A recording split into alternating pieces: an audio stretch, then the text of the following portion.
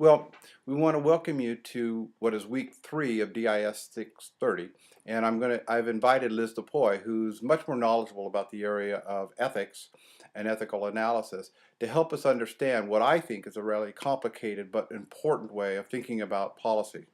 And I want to say that I am not an ethicist. I've studied some of this through basic philosophy courses, but in order to really do justice to this very, very complicated topic, as you'll see, it would be great to study further with an ethicist. Right. So what we intend to do today for this lecture is give you a few definitions. These appear on the PowerPoint that's also been provided for the class.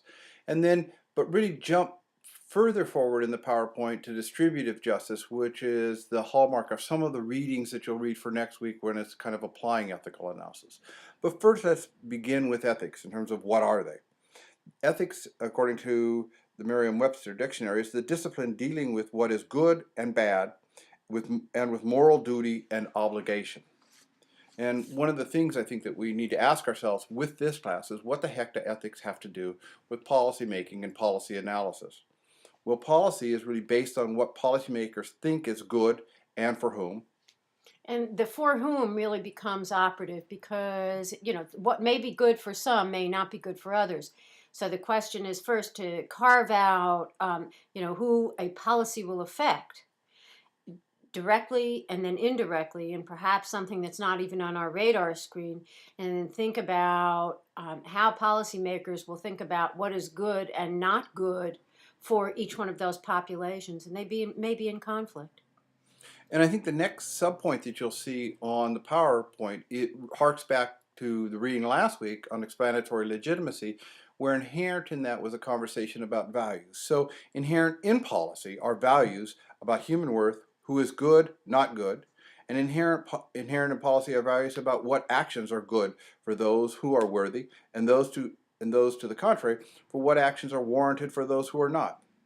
And finally, we're going to, as I mentioned, talk about distributive policies or distributive justice, suggest an ethical approach to who should have resources and why.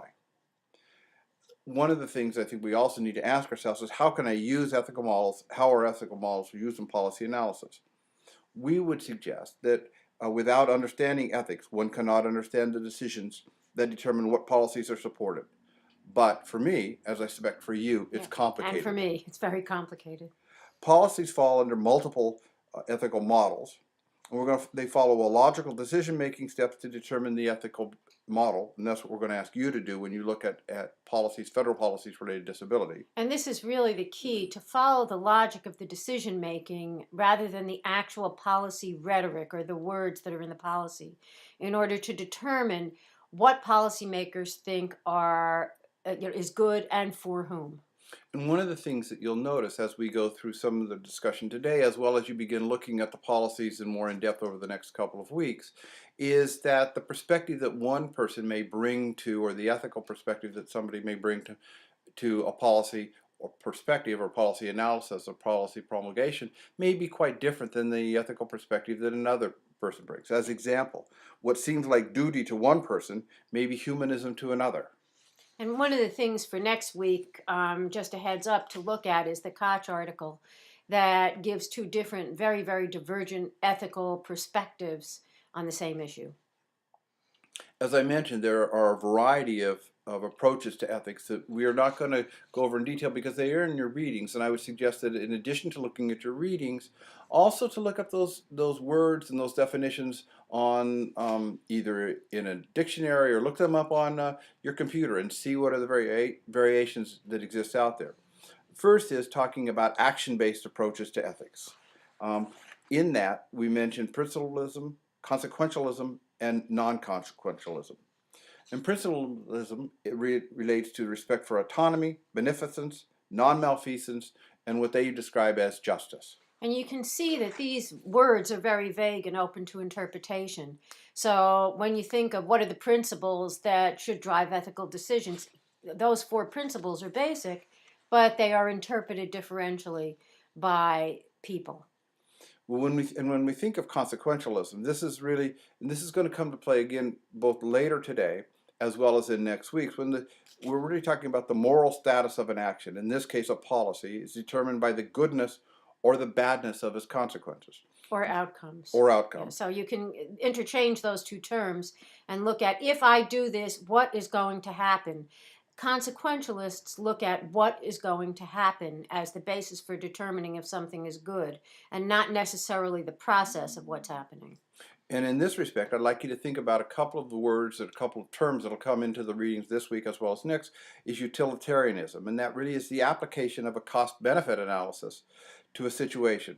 The, what we mean by there is the greatest happiness for the greatest number. So how do we allocate resources, and to whom? And how many get that resource?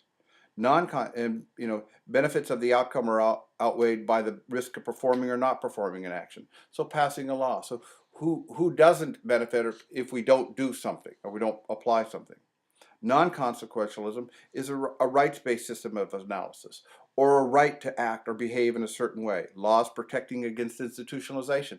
One of the readings next week that we'll read about are the mental health laws dealing with who has the right to withhold somebody from participating in community. And the point that distinguishes non-consequentialism from consequentialism is that non-consequentialism is not concerned necessarily with outcome as the basis for determining the goodness of a policy.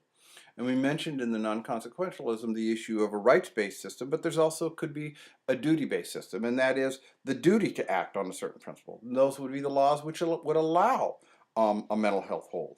Duty not to hinder some course of action. But let's jump ahead. As I mentioned, there's a variety of definitions, but really we want to focus today and next week on issues of distributive justice. And so I'm going to ask you to jump ahead a little bit. And there we're really talking about how decisions get made about distribution of resources. Who is worthy, for what, and why. And within that issue, in terms of resources, we're talking about justice as well. So when we're thinking about SSDI, or we're thinking about the ADA, who's covered and who gets what. But when we're thinking about justice, there's a number of different justices. What do we mean by justice? Issues such as fairness, justice as reciprocity or fair exchange. What am I getting? Am I getting what I deserve compared to what other people get? Justice is impartiality, the equivalence of treatment. Am I being treated the same as the other people, say in my class or at my office? Distributive justice and policy, on what ethical basis are resources distribution decisions made? If I'm a utilitarian, I decide to distribute for the good of the many. A deontologist, I may consider it my duty to support those in poverty. A virtue ethicist who is charitable, I distribute resources to the poor as a charity. You have anything on it?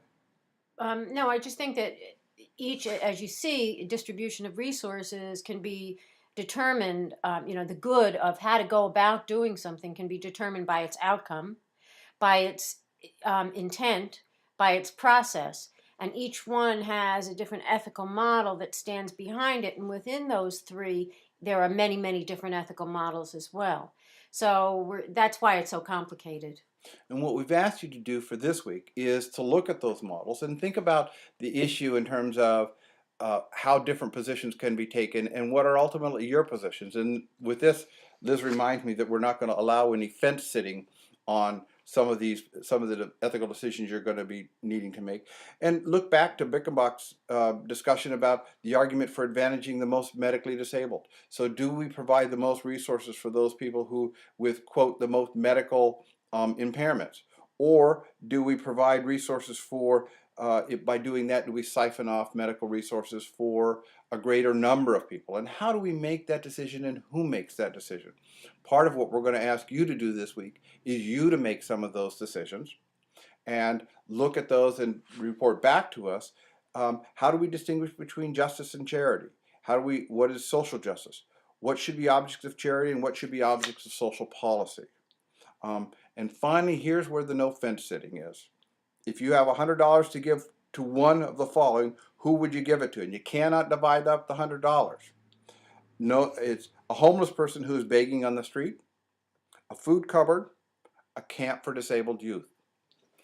Wrestle with those decisions. We'll look for seeing your answers on our class folder and talk with you more next week. Thank you very much.